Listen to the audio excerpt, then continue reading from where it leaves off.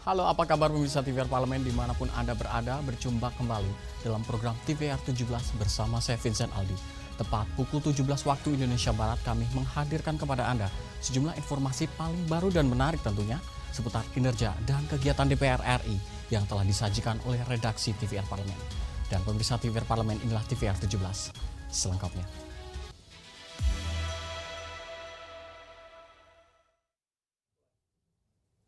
Pemirsa, anggota Tim Was Haji DPR RI Rohmat Ardian menegaskan pelayanan jemaah haji yang optimal dan manusiawi harus menjadi prioritas utama negara.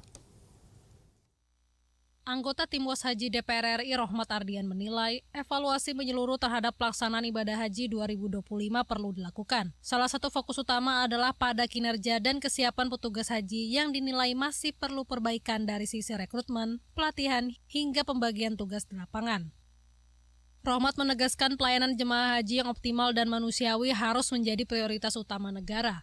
Menurutnya, saat ini belum ada pembagian kuota petugas haji yang jelas, sehingga efektivitas kerja petugas haji dalam memberikan pelayanan kepada jemaah haji di lapangan kerap tidak maksimal. Jadi kita harus punya standarisasi. Karena apa? Standarisasi lah inilah yang dibuat untuk mencapai mutu ya, untuk mencapai keberhasilan. Kalau tidak punya standarisasi, bagaimana penanganan ketika menghadapi orang sakit, bagaimana menghadapi orang yang cateringnya terlambat, bagaimana orang yang panik ya. Saya kemarin juga dikomplain karena apa? Kartu nusuk terlambat gitu loh. Tentunya kartu nusuk yang terlambat ini membuat seseorang jadi panik ya. Sekali lagi kita harus evaluasi besar-besaran terhadap sistem perhajian di Indonesia. Di sisi lain, Rohmat mengapresiasi kinerja tenaga medis yang telah bekerja keras dalam memberikan pelayanan kesehatan pada jemaah Indonesia. Rohmat mengungkapkan bahwa ada dokter dan perawat yang harus menangani hingga 400 jamaah dalam satu kloter. Hal ini membuat tenaga medis harus bekerja di luar kapasitas wajar hingga mengalami kelelahan berat. Oleh karena itu, Rohmat mendorong evaluasi besar-besaran terhadap seluruh sistem perhajian, mulai dari teknis penyelenggaraan hingga SDM-nya. Tim Liputan, TVR Parlemen melaporkan. Anggota Tim Was Haji DPR RI Aziz Subekti menilai keterlambatan catering, transportasi, penjemputan jemaah dan kurangnya sigap petugas dari haji di Mekah harus menjadi pelecut perbaikan bagi petugas haji di Dakar, Madinah. Anggota Tim Was Haji DPR RI Aziz Subekti menekankan pentingnya perbaikan tata kelola layanan haji di Madinah agar tidak mengulang berbagai persoalan yang terjadi selama pelaksanaan haji di Mekah. Aziz Subekti meminta petugas haji Dakar Madinah fokus memperbaiki sistem komunikasi dan metodologi kerja petugas haji. Ia menggarisbawahi bahwa seluruh petugas harus aktif memantau layanan catering, transportasi, dan kondisi jamaah secara menyeluruh. Pengelolaan untuk tim dan pihak ketiga kurang baik. Sehingga tadi di dalam rapat disampaikan hal-hal yang menjadi catatan ketika di Mekah tidak terulang lagi di Madinah. Salah satunya yang menjadi fokus saya adalah terkait dengan tata kelola, komunikasi, dan metodologi untuk menggerakkan seluruh petugas haji kita. Petugas haji kita harus on-site, dimonitor terus-menerus terkait dengan catering, terkait dengan transportasi, dan terkait dengan jamaah. Saya kira itu penekanannya, sehingga kalau komunikasinya baik, kalau informasinya berjalan dengan bagus di antara pimpinan dan petugas haji, insya Allah jamaah akan tertangani dengan baik. Dengan evaluasi menyeluruh dan peningkatan komunikasi antar petugas, Tim Was DPR RI berharap penyelenggaraan haji Dakar Madinah dapat berjalan lebih tertib dan responsif. Hal ini bertujuan untuk meningkatkan kualitas pelayanan dan memberikan rasa aman dan nyaman bagi seluruh jemaah haji Indonesia dalam menjalankan ibadah di Tanah Suci. Dari Madinah, Arab Saudi, Hendra Sunandar, TVR Parlemen melaporkan. Beralih ke berita lainnya, pemirsa, anggota Komisi 12 DPR RI, Rohmat Ardian, mengapresiasi langkah Presiden Prabowo Subianto yang secara resmi mencabut 4 izin usaha pertambangan atau IUP nikel di Kepulauan Raja Ampat, Papua Barat Daya. Presiden Prabowo bersama pemerintah secara resmi mencabut 4 izin usaha pertambangan atau IUP nikel di Kepulauan Raja Ampat, Papua Barat Daya, setelah mendapat protes keras dari masyarakat baik dari para aktivis lingkungan maupun warga lokal. Anggota Komisi 12 DPR RI Rohmat Ardian mengapresiasi langkah tersebut sebagai bentuk komitmen pemerintah dalam menjaga dan melestarikan ekosistem di Raja Ampat. Pasalnya, Raja Ampat merupakan destinasi wisata bawah laut terbaik di dunia dengan kawasan konservasi seluas 1,1 juta hektar yang memiliki ratusan ribu spesies laut dan terumbu karang terbaik di dunia, sehingga harus dijaga dan dilindungi dari ancaman industri tambang yang berpotensi merusak ekosistem alam. Saya betul-betul sungguh mengapresiasi langkah-langkah yang dilakukan oleh Presiden Prabowo untuk mencabut izin ke 4 perusahaan. Apalagi mengingat kunjungan pariwisata Indonesia saat ini yang sedang mengalami penurunan. Dengan kondisi seperti ini, kita bangun kesungguh-sungguhan kita dalam pariwisata di Indonesia, khususnya di Raja Ampat. Saya yakin dengan komitmen Bapak Presiden ini, ke depan Raja Ampat akan pulih kembali. Lebih lanjut, langkah pemerintah tersebut juga diharapkan dapat meningkatkan kesadaran bagi seluruh pihak dalam melestarikan lingkungan, khususnya pada daerah wisata dan kawasan konservasi seperti Raja Ampat, serta meningkatkan reputasi Indonesia sebagai negara yang berkomitmen terhadap pembangunan berkelanjutan. Tim Liputan TVR Parlemen melaporkan. Pemirsa, pemerintahan Presiden Prabowo Subianto berencana meluncurkan program pendidikan baru, yaitu Sekolah Rakyat pada tahun ajaran 2025-2026. Dan seperti apa Sekolah Rakyat ini dan bagaimana perannya dalam mengentaskan kemiskinan? Kami hadirkan informasi selengkapnya sesaat lagi. Tetaplah di TVR 17.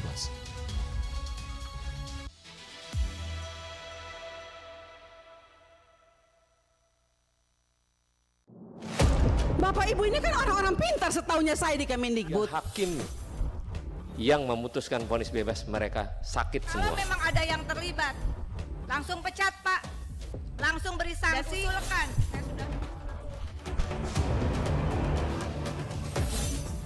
Saksikan dari ruang sidang hanya di TVR Parlemen.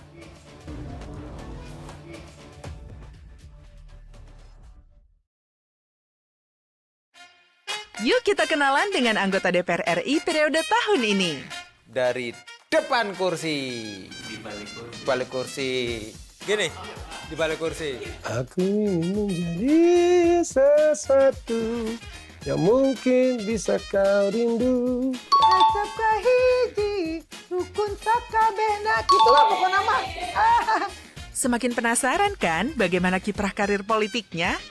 Hanya di TVR Parlemen.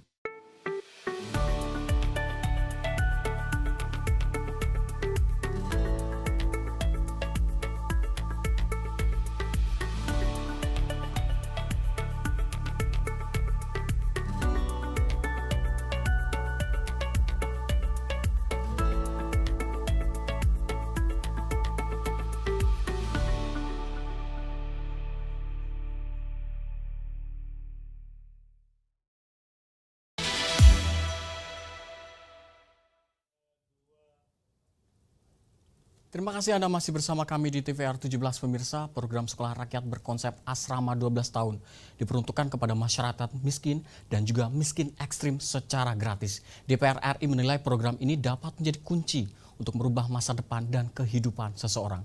Dan simak informasi yang telah dikemas oleh tim redaksi TVR Parlemen dalam segmen Lensa Parlemen berikut ini.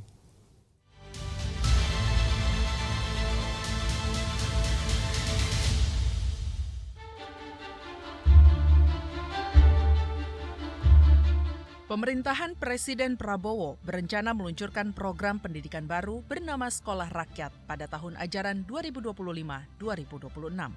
Program pendidikan gratis ini berkonsep asrama 12 tahun yang diperuntukkan kepada masyarakat miskin dan miskin ekstrim. Artinya, Sekolah Rakyat mencakup jenjang pendidikan sekolah dasar, menengah pertama hingga menengah atas. Kementerian Sosial berperan sebagai pihak yang bertanggung jawab terhadap pelaksanaan program Sekolah Rakyat, mengingat program ini memiliki tujuan sosial untuk mengentaskan kemiskinan. Oleh karenanya, ada beberapa aspek utama yang menjadi pembeda sekolah rakyat dengan sekolah pada umumnya. Kurikulum Sekolah Rakyat berfokus pada penguatan keterampilan khusus, karakter, dan kepemimpinan. Tenaga pengajarnya berasal dari 60.000 lulusan pendidikan profesi guru yang tidak berstatus aparatur sipil negara. Sekolah rakyat juga diproyeksikan untuk menjangkau daerah pelosok. Sekolah rakyat dengan konsep asrama juga akan dilengkapi fasilitas penunjang pendidikan hingga makan gratis. Anggota Komisi 8 DPR RI Ahmad meyakini program ini dapat menjadi kunci untuk merubah masa depan dan kehidupan seseorang, dengan catatan jika terlaksana secara tepat. Maka dari itu, sistem yang dibangun dalam pelaksanaan sekolah rakyat harus jelas dengan melibatkan berbagai lembaga terkait. Ini kan dalam rangka membentuk karakter sebetulnya, sekolah yang berkarakter. Jadi diharapkan anak-anak yang di asrama itu selama 12 tahun akan karakter jati diri Indonesia. Kenapa? Karena mereka tidak dipengaruhi oleh lingkungan luarnya, mereka selama 12 tahun dididik, digembleng dan seterusnya. Sehingga kita harapkan nanti sekolah ini betul-betul melahirkan anak-anak kita calon-calon pemimpin bangsa. Karena 12 tahun dia dididik, disiplin, diatur makannya, dan seterusnya. Sistemnya yang perlu kita bangun dengan melibatkan berbagai komponen itu tadi, lembaga ini, kita harapkan nanti anak-anak kita yang miskin, yang kita harapkan nanti merubah. Karena pendidikan itu adalah salah satu merubah kehidupan kita. Harapan kita kan pendidikan itu kan lebih baik, lebih cerah. Kementerian Sosial akan membangun 100 titik sekolah rakyat pada tahun ini. Program ini menargetkan daya tampung hingga 1.000 siswa per sekolah dengan skema pembangunan 2 tahap. Anggaran pembangunannya diperkirakan mencapai 2,3 triliun rupiah. Dengan anggaran sebanyak itu, program ini diharapkan dapat menjangkau anak-anak dari keluarga miskin ekstrim yang putus sekolah.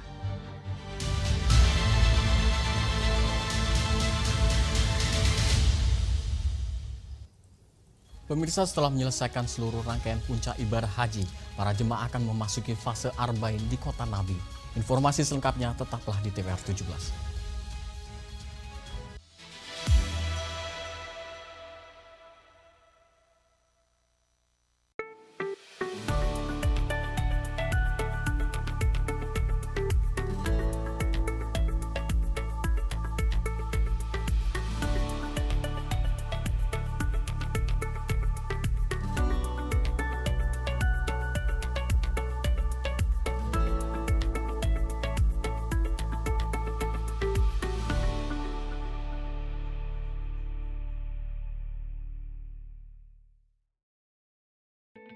Selamat datang di Biro Pemberitaan Parlemen. Anda memasuki kawasan zona integritas menuju wilayah bebas dari korupsi atau WBK dan wilayah birokrasi bersih dan melayani atau WBBM. Biro Pemberitaan Parlemen berkomitmen penuh untuk mewujudkan wilayah bebas korupsi dan wilayah birokrasi bersih dan melayani. Komitmen kami, pejabat dan jajaran memiliki komitmen tinggi untuk mewujudkan WBK dan WBBM melalui reformasi birokrasi, khususnya dalam hal pencegahan korupsi dan peningkatan kualitas pelayanan publik. Kedua, bebas dari korupsi dengan terwujudnya wilayah bebas korupsi atau WBK, yang artinya bebas dari KKN, gratifikasi dan dari segala bentuk pungutan liar atau pungli. Terakhir, pelayanan prima dengan terwujudnya wilayah birokrasi bersih melayani, yaitu dengan meningkatnya kualitas pelayanan publik dan tercapainya kepuasan masyarakat terhadap pelayanan.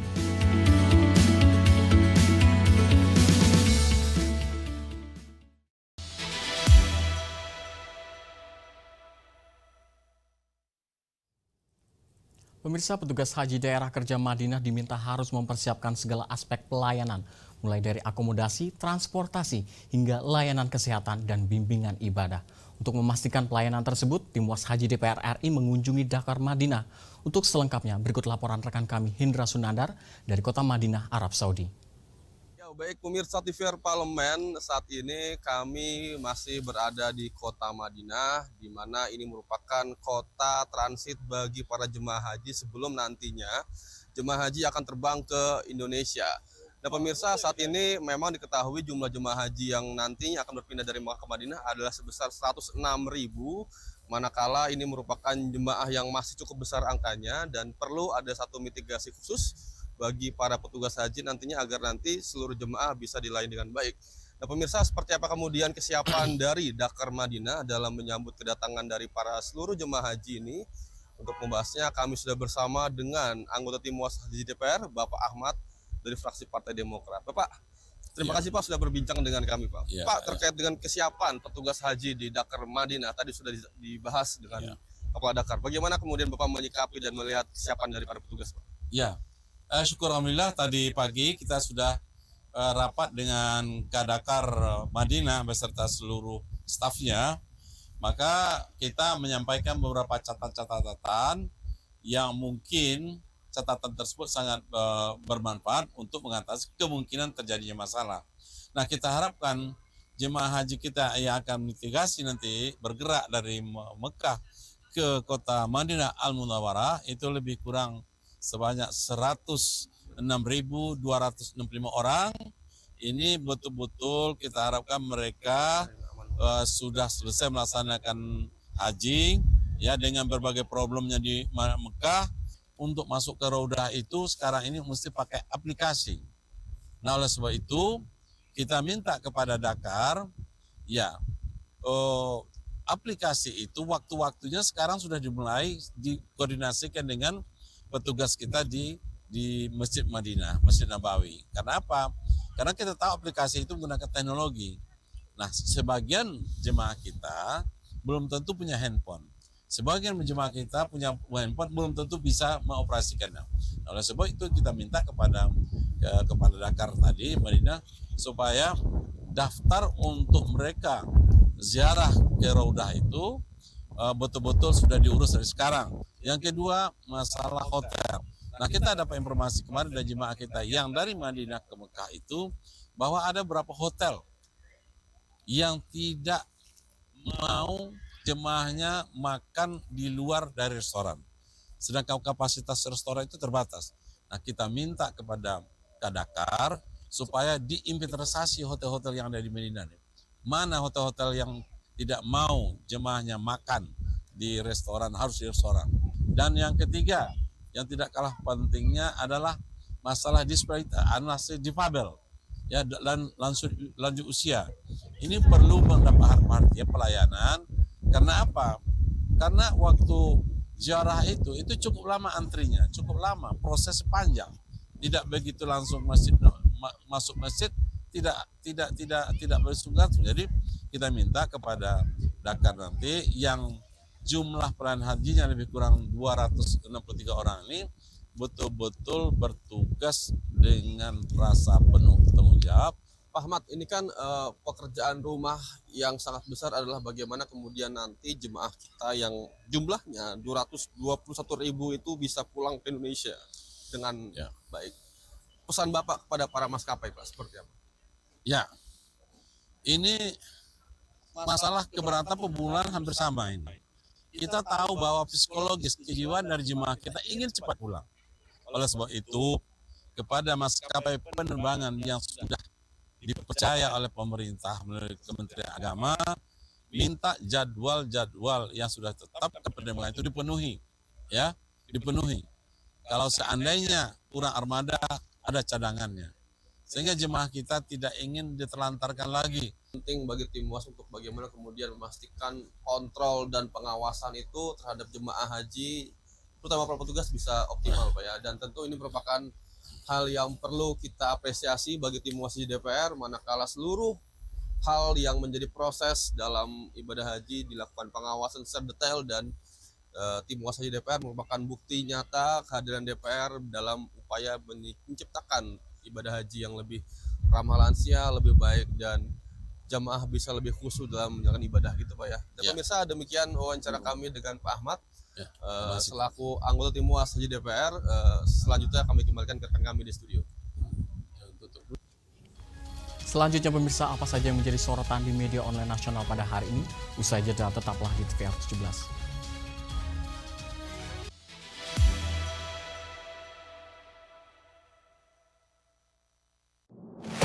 Bapak Ibu ini kan orang-orang pintar setahunya saya di Kemendikbud. Hakim yang memutuskan vonis bebas mereka sakit semua. Kalau memang ada yang terlibat, langsung pecat Pak, langsung beri sanksi. Dan usulkan.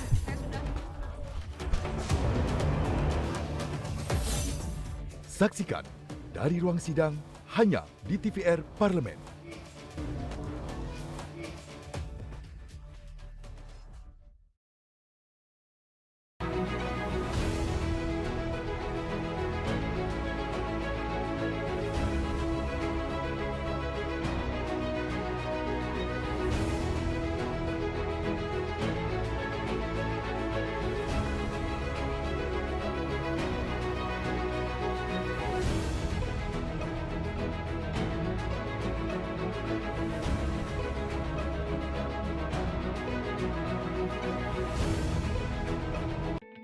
Selamat datang di Biro Pemberitaan Parlemen.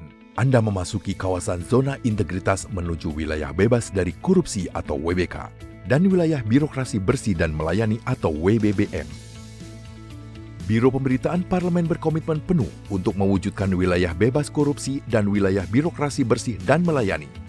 Komitmen kami, pejabat dan jajaran memiliki komitmen tinggi untuk mewujudkan WBK dan WBBM melalui reformasi birokrasi, khususnya dalam hal pencegahan korupsi dan peningkatan kualitas pelayanan publik. Kedua, bebas dari korupsi dengan terwujudnya wilayah bebas korupsi atau WBK, yang artinya bebas dari KKN, gratifikasi dan dari segala bentuk pungutan liar atau pungli.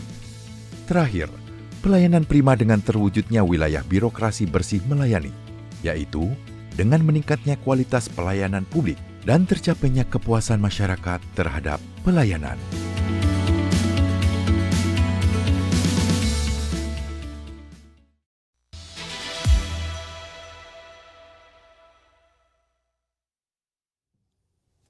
Terima kasih Anda masih bersama kami di TVR 17 pemirsa, dan kali ini kita akan masuk ke segmen media online nasional. Dan mari kita simak isu apa saja yang menjadi sorotan media serta tanggapan dari jumlah anggota Dewan bersama rekan kami Rini Reski. Silakan Rini.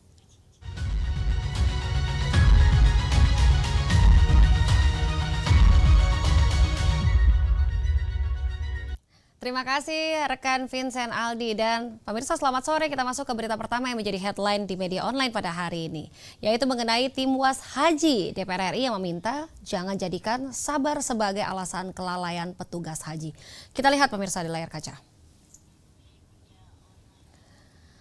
Dan di sini anggota tim pengawas haji DPR RI yaitu Ahmad menegaskan pentingnya evaluasi menyeluruh terhadap penyelenggaraan ibadah haji tahun ini, terutama dalam menghadapi transisi menuju Badan Pelaksana Haji yang direncanakan mulai menyelenggarakan haji pada 2026.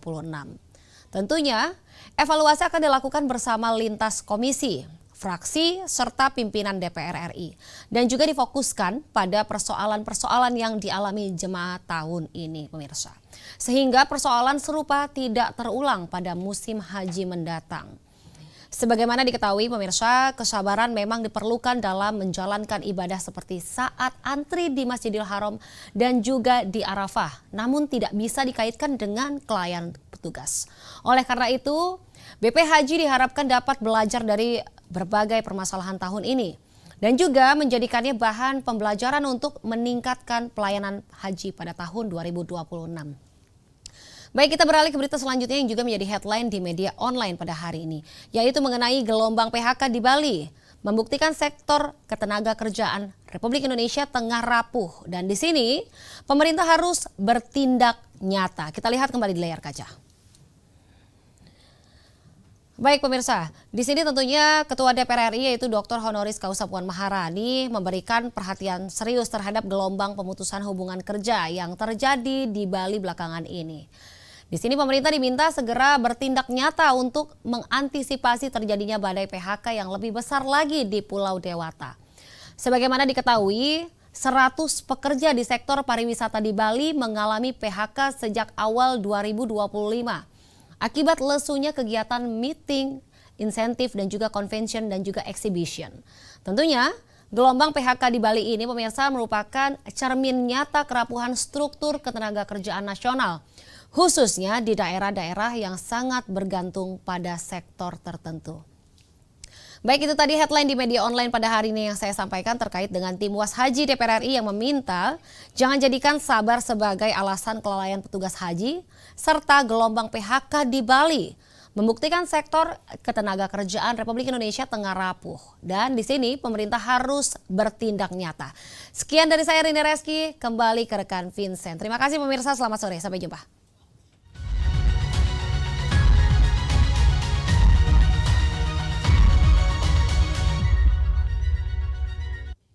Terima kasih rekan Rini yang telah menyampaikan sejumlah update sorotan dari media online nasional pada hari ini.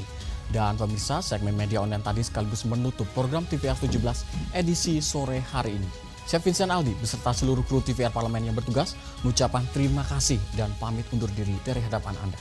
TVR Parlemen, referensi Indonesia.